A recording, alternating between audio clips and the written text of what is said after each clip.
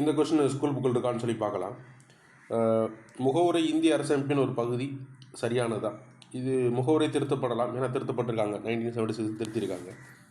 முகவுரை கூட்டத்துக்கு ஏற்பாடு நீதிமன்றங்கள் மூலம் செயல்படுத்த முடியும்னு இருக்காங்க. இது தவறு. நீதிமன்றங்கள் மூலமாக முகவுரையெல்லாம் செயல்படுத்த முடியாது. அரசாங்கம் தான் முகவுரையுடைய செயல்பாடுகளை கொண்டு செல்லணும்.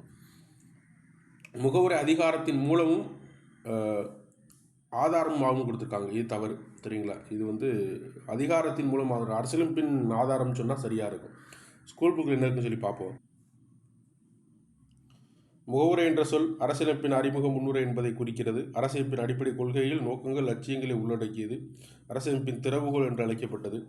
இங்கே வர அரசியலமைப்பின் ஆதாரம் என்று அறியலாம் அப்படின்னு தான் இருக்க தவிர மூலம் அதிகாரமும் ஆதாரமும் சொல்லிடுது. அரசியலமைப்பின் ஆதாரம் என அறியலாம். இது ஒரு முறை திருத்தப்பட்டிருக்கு. 1976 1976 சரிங்களா, 42ஆம் சட்ட திருத்தம் மூலமாக திருத்தப்பட்டதாக குறிப்பிட்டாங்க.